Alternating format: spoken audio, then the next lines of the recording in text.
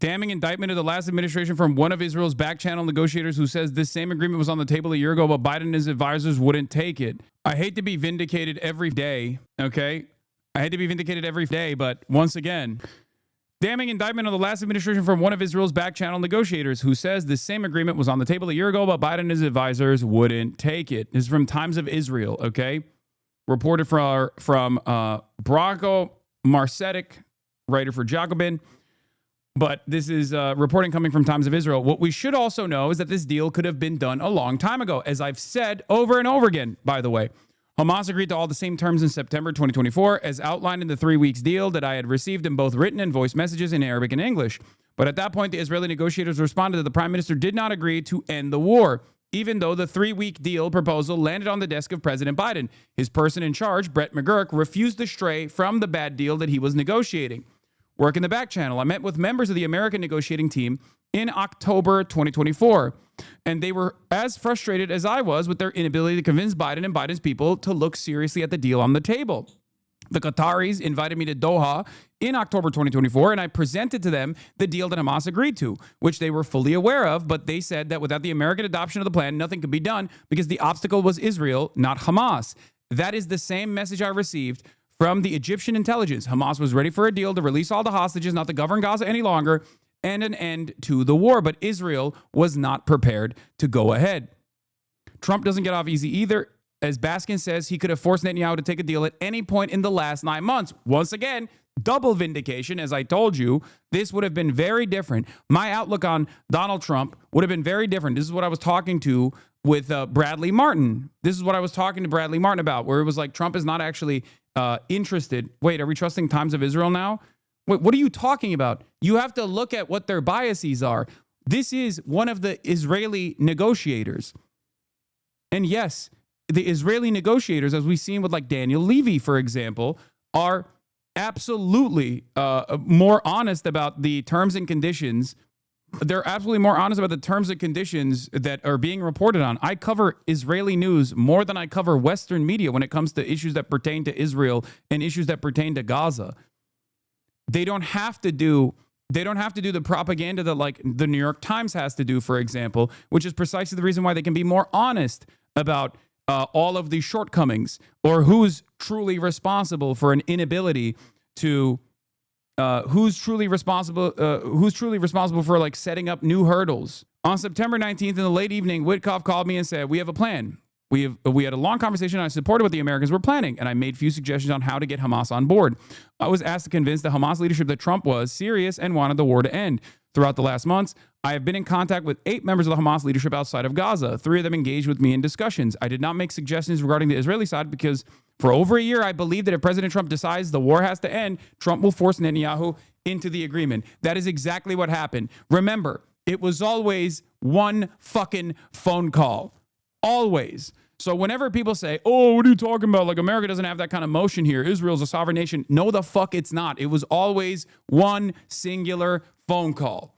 This is one of the closest you can get. And in terms of like foreign policy, this is the closest you can get to one singular phone call to end something, okay?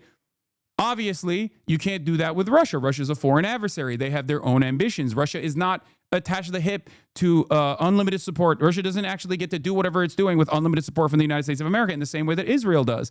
That is precisely the reason why it took one phone call. This is also very important. Hassan, do you think Kamala would have won if Biden took the deal? Oh my God. I'm not even kidding.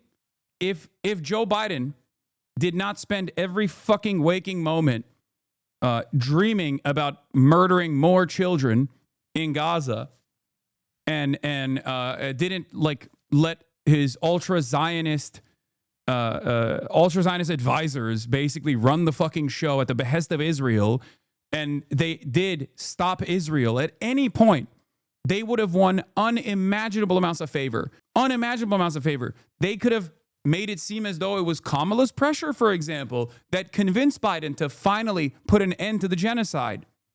Okay? Abso-fucking-lutely. Think about how many people would have celebrated even if they had like a real convincing ceasefire.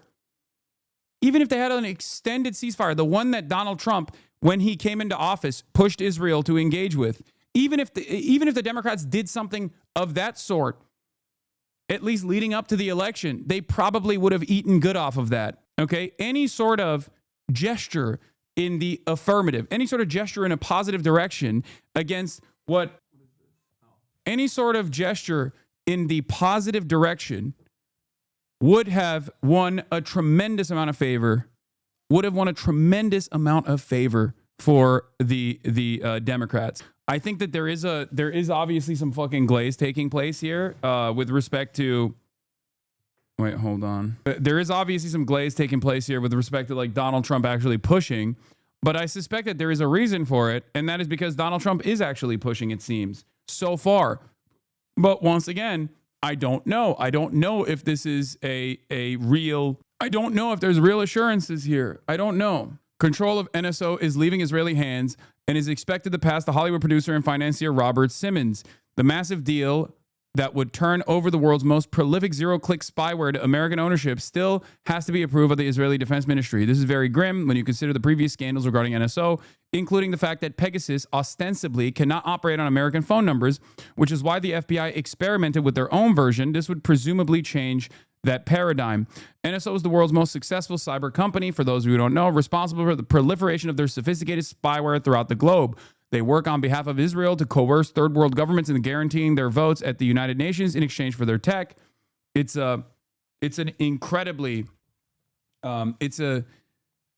is perhaps the most prolific spyware that exists out there. Pegasus allegedly was utilized by allegedly Mohammed bin Salman against Jeff Bezos. If you recall, there's a reason why Jeff Bezos no longer is married to his wife, because there were some leaks off of his phone. There were some leaks that came from his phone at the time that showed that he was actually rizzing up ladies, and then that led to their relationship falling apart. And anyway, this is used by the Indian government to spy and arrest every anti-government journalist. Yeah, Jeff Bezos basically had to hire the most comprehensive private security apparatus that existed on the planet at the time to force every journalist to stop them from covering the story about the MBS leaks. That's how they packed that shit up. And because he's a fucking billionaire, he gets to do that. You're kind of selling it by saying it catches cheaters. I mean, it was Mohammed bin Salman using it against Jeff Bezos after there was after their relationship soured because of Jamal Khashoggi being chopped up and assassinated and had a bone saw used on him in the Istanbul consulate. Why are you using the word Riz? You are 62, sir. Listen.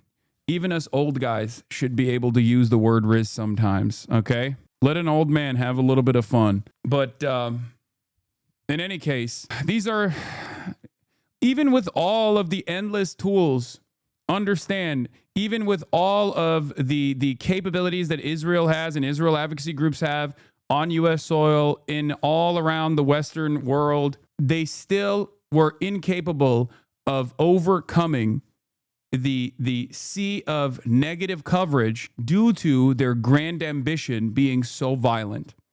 Okay? Their ambition here was genocide. And it turns out, even with the limited amount of information that you could get from social media from Palestinians directly, that was enough for people to go, this is horrifying. I don't fuck with this at all. I don't like this at all. We need to put a stop to this. That paired up with the incredible audacity, the arrogance, the sheer entitlement that you heard, that you saw with your own two fucking eyes, with your own two ears from every Israeli envoy, made this unavoidable, made this reality unavoidable.